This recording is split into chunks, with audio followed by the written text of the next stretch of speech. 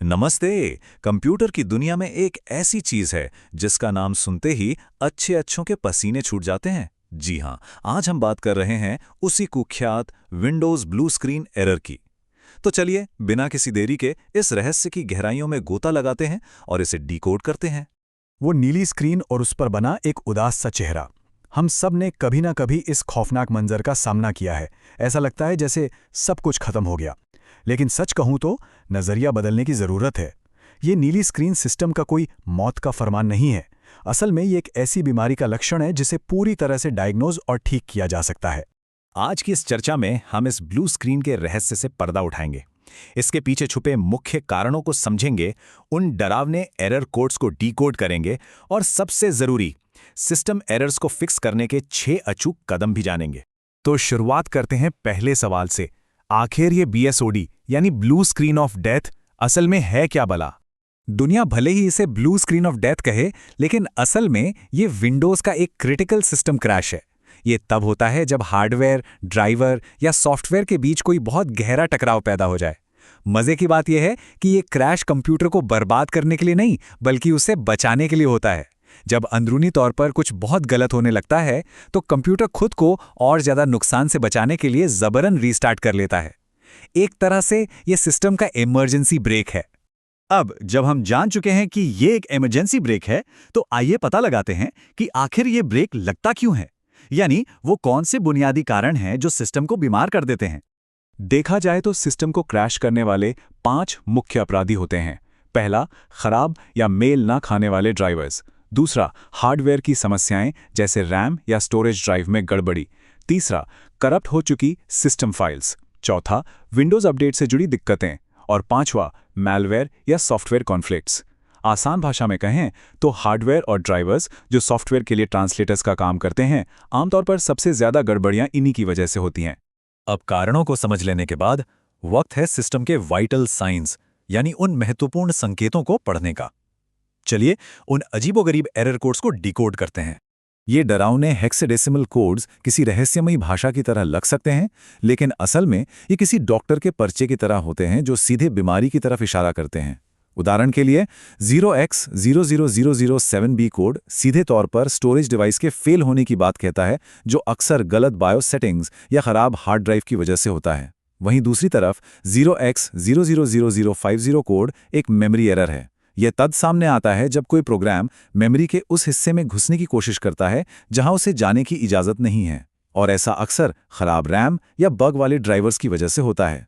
इन codes की थोड़ी और गहराई में जाएं तो 0x00001A यानी मेमोरी मैनेजमेंट को ही ले लीजिए। ये अक्सर मशीन की लिमिट्स को हद से ज्यादा पुश करने यानी ओवरक्लॉकिंग या फिर किसी हार्डवेयर के फेल होने पर आता है। दूसरी तरफ है 0x00001D1 यानी ड्राइवर IRQL या एरर। ये साफ बताता है कि किसी ड्राइवर ने इनवैलिड मेमोरी को एक्सेस करने की कोशिश की है, जिसका सीधा मतलब है कि सिस्टम के ड्राइवर्स आउटडेटेड हो चुके हैं या फाइल्स बुरी तरह करप्ट हैं। तो बीमारी और लक्षण दोनों को डायग्नोज कर लिया गया है। अब सीधा चलते हैं इलाज की तरफ। आइए देखते हैं कि इन विशिष्ट सिस्टम एरर्स को कैसे फिक्स किया जाए। मान लीजिए स्क्रीन पर 0x000024 कोड चमक रहा है। इसका मतलब है कि NTFS यानी NTFS फाइल सिस्टम करप्ट हो चुका है या हार्ड ड्राइव जवाब दे रही है। इसका इलाज किसी सर्जिकल फिक्स से कम नहीं है। इसके लिए डिस्क चेक कमांड रन करना होता है, डेटा का सुरक्षित बैकअप लेना होता है, और अगर डिस्क में बैड सेक्टर्स हैं तो उस खराब ड्राइव को फिजिकली रिप्लेस कर देना ही सबसे पुख्ता समाधान है।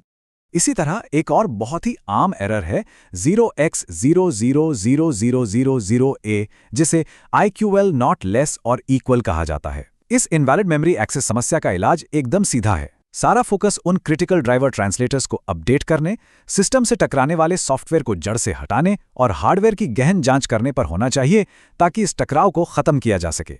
अब तक की सारी जानकारियों को समेटकर एक कंप्लीट ट्रीटमेंट प्लान बनाने का समय आ गया है। चलिए देखते हैं ट्रबल शूटिंग के वो 6 कदम जो इस समस्या का रामबाण इलाज हैं। इस लगातार परेशान करने वाली ब्लू स्क्रीन समस्या से निपटने के लिए एक मास्टर प्लान है जो सबसे छोटे कदम से शुरू होकर सबसे बड़े उपाय तक जाता है। स्टेप 1, सबसे पहले स्टॉप कोड को नोट करें, क्योंकि यही बीमारी की सबसे बड़ी पहचान है। स्टेप 2, हाल ही में इंस्टॉल किए गए सॉफ्टवेयर या ड्राइवर्स को अनइंस्टॉल करके देखें। स्टेप 3, अपने डिवाइस ड्राइवर्स को तुरंत अपडेट करें। स्टेप 4, सिस्टम की हेल्थ चेक करने के लिए डायग्नोस्टिक्स रन करें। स्टेप 5, सिस्टम रीस्टोर का इस्तेमाल करके कंप्यूटर को उस समय में वापस ले जाएं जब सब कुछ बिल्कुल ठीक था। और अगर इनमें से कोई भी तरकीब काम न करे तो स्टेप 6, विंडोज को रीइंस्टॉल करें। यह आखिरी विकल्प जरूर है, लेकिन यह एक पूरी तरह से लॉजिकल और फुल प्रूफ तरीका है। और यहीं से एक बहुत ही शानदार सवाल खड़ा होता है। जैसे जैसे इन जटिल मशीनों पर हमारी निर्भरता गहरी होती जा रही है, हमें भविष्य के लिए तैयार रहना ही होगा। जरा सोचिए, कंप्यूटर के लंबे और स्वस्थ जीवन के लिए हमें रोजमर्रा की ऐसी कौन सी डिजिटल हाइजीन आदतें अपनानी चाहिए जिससे इन क्रिटिकल क्रैशेस की नौबत ही ना आए? क्या ड्राइवर्स को समय समय पर अपडेट किया जा रहा है? क्या गैर जरूरी और खतरनाक सॉफ्टवेयर से बचा जा रहा है? इस पर जरूर विचार कीजिएगा, क्योंकि आखिर में रोकथाम हमेशा इलाज से बेहतर होती है।